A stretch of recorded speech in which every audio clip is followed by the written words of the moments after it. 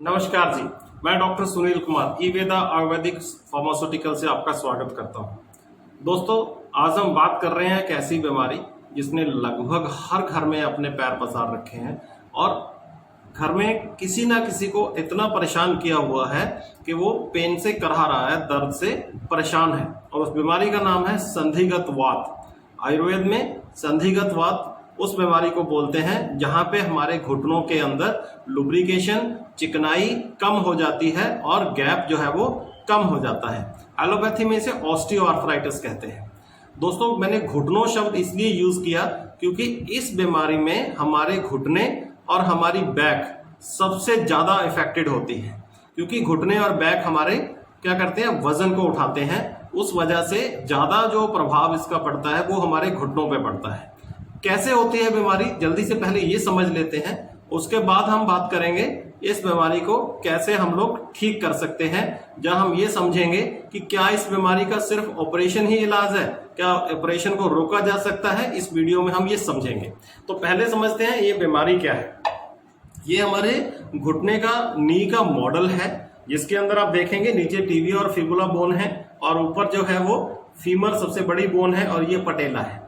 ये हमारी बोन्स का स्ट्रक्चर है और ये ब्लू वाला पार्ट है इसे हम बोलते हैं कार्टिलेज। इसके अंदर वो लुब्रिकेशन रहती है जिससे हमारा जो घुटना है वो इजीली मूव करता है। चिकनाई होने की वजह से इसकी मूवमेंट जो है वो आसान होती है और हड्डियां आपस में नहीं टकराती, इसलिए पेन नहीं होता है।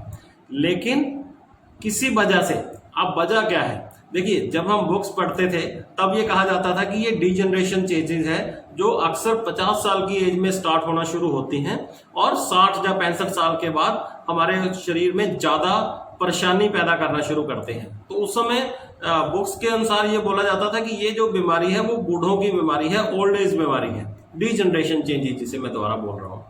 लेकिन अभी क्या हो गया है, अभी हम अपनी प्रैक्टिस के माध्यम से देख रहे हैं कि बहुत सारे मरीज जो कम एज के हैं, 35 साल के, 30 साल के, इवन 25 साल के पेशेंट भी मैंने देखे, तो उन लोगों को भी ये समस्या आ रही है। अब क्या कारण है उन समस्या का? अब हो सकता है उन्होंने अपने घुटनों की बहुत ज्यादा यूजेस करी हो, जैसे कुछ एथलीट हैं, कुछ बहुत ज्यादा वॉक करते हैं, बहुत ज्यादा वियर एंड टियर है, या कोई और इंजरी हो गई है।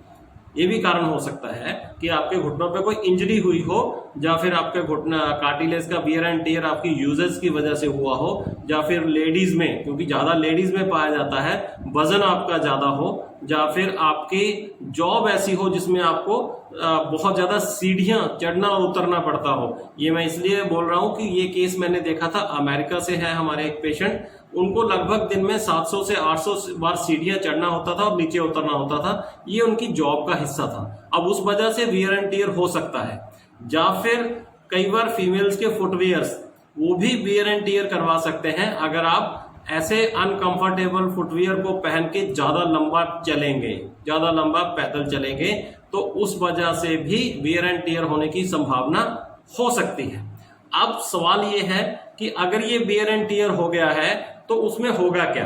नॉर्मली दोस्तों, ये जो अंदर वाला एंड होता है इसे मीडियल एंड बोलते हैं और बाहर आ रहे को लेटरल एंड बोलते हैं। तो घुटना जो है वो अंदर की तरफ झुक जाता है, बाहर से खुल जाता है। ये एक नॉर्मल प्रोसेस सा रहता है।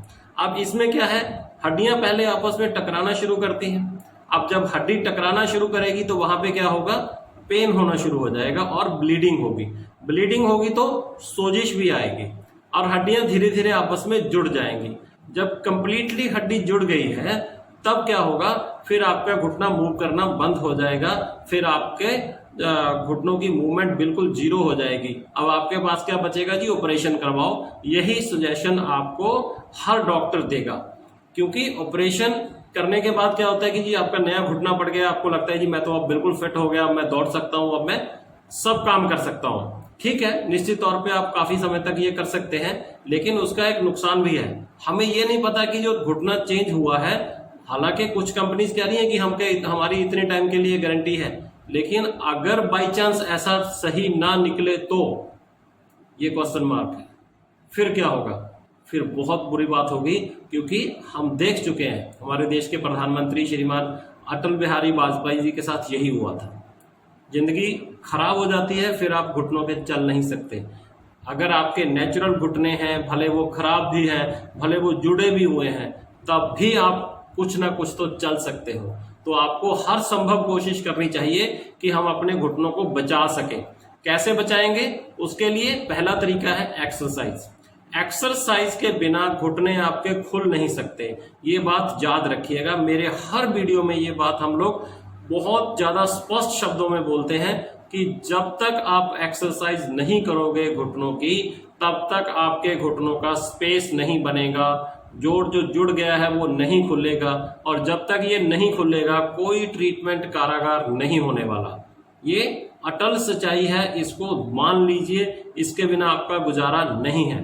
तो हम क्या कर रहे हैं, हम जब आपको ट्रीटमेंट भेजते हैं तो उस ट्रीटमेंट के साथ एक डाइट चार्ट, वो एक्सरसाइज का चार्ट देते हैं।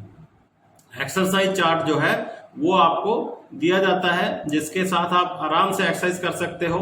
हर एक एक्सरसाइज की फोटो बनाई गई है और उसका डिस्क्रिप्शन दिया गया है। आप अपनी डिमांड से पंजाबी, हिंदी, इंग्लिश, जिस मर्जी लैंग्वेज में आपको जरूरत है उसी लैंग्वेज में आपको वो चार्ट जो है वो उपलब्ध हो सकता है। उसके साथ दूसरा स्टेप होता है डाइट का, क्योंकि यहाँ पे लुब्रिकेशन कम क्यों हुई? ठीक है, मेरी ओवर यूजेस थी, लेकिन लुब्रिकेशन कम क्यों हुई? क्योंकि हमारी डाइट में बहुत ज्यादा चेंजेस आ गई है। हमारी डाइट से फाइबर बिल्कुल खत्म हो गया है, और जैसे घुटनों की प्रॉब्लम है उसी तरह से लिवर की बहुत बंदों को समस्या है। और एक कॉमन चीज है, जिसको घुटनों की समस्या है 90% लोगों को कॉन्स्टिपेशन बनी रहती है, क्योंकि आयुर्वेद कहता है कि ये वात की समस्या है, संधिगत वात है, और वात की समस्या से ही कॉन्स्टिपेशन होती है। तो कॉन्स्टिपेशन होना भी 90% मरीजों में देखा गया है।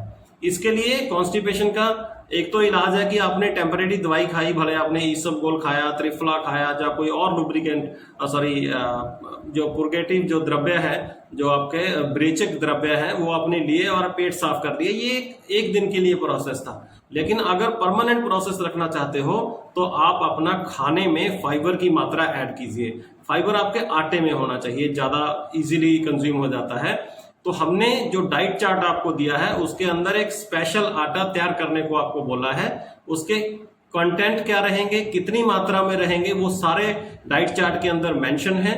आपको करना क्या है, आपको अलग अलग इंग्रेडिएंट, अलग अलग आटे को खरीद के उनको मिक्स करना है, फिर उसकी रोटी आप बनाएंगे। इसका फायदा क्या होगा, एक तो आपके साथ फाइबर आपकी बॉडी में जाएगा, आपका यहाँ पे जो न्यूट्रिशंस की कमी थी वो पूरी होगी। दूसरा, आपका वजन भी कम होगा। अगर किसी को वेट ज्यादा है तो वो भी इस प्रॉब्लम में ज्यादा दिक्कत सहेगा, क्योंकि जितना ज्यादा वेट होगा उतना ही ज्यादा नी ऑस्टियोआर्थराइटिस का प्रॉब्लम जो है वो ज्यादा दिक्कत देने वाला है। अब ये देखना कैसे है कि आपका वजन कितना होना चाहिए, वो एक सिंपल सा प्रोसेस होता है। अपनी हाइट को सेंटीमीटर्स में नाप लीजिए। अगर मेरी हाइट जो है वो 6 फीट की है तो 180 सेंटीमीटर मेरी क्या हो गई, हाइट हो गई सेंटीमीटर में। तो मेरा जो आइडियल वेट है वो 80 किलो होना चाहिए। 80 से 85 हो सकता है, 75 हो सकता है। अगर उससे ज्यादा है और मुझे नी ऑस्टियोआर्थराइटिस की प्रॉब्लम है तो मेरे लिए पहली हर्डल है अपना वेट कम करना। तो ये हो गया आपका 2 स्टेप, पहले एक्सरसाइज और उसके बाद आपकी डाइट। अब तीसरी चीज आती है हमारी मेडिसिन। मेडिसिन में आप ये देख पा रहे हैं, ये वो किट है जो आप तक उपलब्ध कराई जाती है। इसका फ्रंट ये है, इसके अंदर क्या कुछ है, अब मैं इसको अनबॉक्स कर रहा हूं। देखिए, इसके अंदर पहला सबसे इंपॉर्टेंट चीज है ये वाला तेल, इसे बोलते हैं अम्बलाइकल ऑयल। अम्बलाइकल ऑयल के इंग्रेडिएंट क्या है, एरंड का तेल है और आलमंड ऑयल है, लेकिन एक स्पेशल प्रोसेस से गुजार के इस तेल को बनाया गया है। अब वो स्पेशल प्रोसेस ही इसके मेडिसिनल प्रॉपर्टीज को बढ़ा देता है। अब इस तेल को आपको कैसे यूज करना है, इस तेल की 8 से 10 बूंद आपने अपनी नाभि में डालनी है और उसके बाद अपनी फिंगर नाभि में डिप करके नाभि के आसपास 1 या 2 इंच के एरिया में लगभग 4 से 5 मिनट 10 मिनट तक आपने हल्के हाथ से मसाज करनी है। नाभि नेवल रीजन हमारी बॉडी का सबसे इंपॉर्टेंट पार्ट होता है। इसमें से लगभग 72,000 के करीब नाड़ियां गुजरती हैं। अगर वो लुब्रिकेटेड रहती हैं तो बॉडी में समस्या नहीं आती। और ये आज की बात नहीं है, ये हमारे बुजुर्गों की बहुत पुरानी बताई हुई बात है। आपने देखा होगा कभी भी हमारे होंठ फट जाते थे तो माताजी हमारे नाभि में सरसों का तेल लगा देते थे, होंठ ठीक हो जाते थे। तो इसका अगर आप ये संपर्क, मैंने सिर्फ आपको एग्जांपल इसलिए दिया है ताकि आप ये समझ सकें कि इस तेल को लगाने से आपके नाभि में जब लुब्रिकेशन आएगी तो घुटनों में भी लुब्रिकेशन बढ़ेगी। दूसरा तो जो ऑयल है इसका नाम है फीकार्ट। फीकार्ट ऑयल का मतलब आप समझ लीजिए इस नाम से, क्योंकि जब भी किसी दवा का या किसी चीज का नाम रखा जाता है तो उसकी सिग्निफिकेंस होनी चाहिए। तो इस दवा का नाम है फीकार्ट। फी मतलब फ्रेश, कार्ट मीन्स कार्टिलेज, नया कार्टिलेज बनाने की दवा। इस तेल को आप अपने घुटनों पे अच्छे तरीके से इसकी मालिश करेंगे, ठीक है। हाँ, एक चीज और इसके बारे में रह गई थी, जो अम्बलाइकल ऑयल है इसका आपने दूसरा उपयोग ये करना है, इसकी कुछ बूंदें लेके 10-15 बूंद लेके अपने पैरों की तलियों पे रात को मालिश करें। उससे भी आपको आराम मिलेगा, दर्द कम होगा और बहुत राहत मिलेगी इस प्रॉब्लम में। अब बात आती है कैप्सूल्स की। 2 तरह की कैप्सूल इसके अंदर है, फीकार्ट एस एंड फीकार्ट जी। ये 2 कैप्सूल हैं। दोनों डब्बियों में से एक एक कैप्सूल आपने सुबह व शाम 2 दफा लेना है और डाइट चार्ट का ध्यान रखना है। आपको डाइट अपनी जैसे बोली गई है उसी तरह से डाइट को फॉलो करना है। मतलब अगर आपको कहा गया है कि चावल, राजमा, ये चीजें आपने नहीं खानी, ये मैंने सिर्फ 2 इंग्रेडिएंट का नाम लिया है, बाकी डाइट चार्ट में काफी चीजें मेंशन है। तो जो चीजें आपको खाने के लिए मना किया गया है तो उसे आपको मना ही है, उसमें आप चेंज नहीं कर सकते कि कभी 15 दिन के बाद थोड़ा सा खा लें, 1 प्लेट खा लें, 1 कटोरी खा लें, ये चीज आप नहीं कर सकते।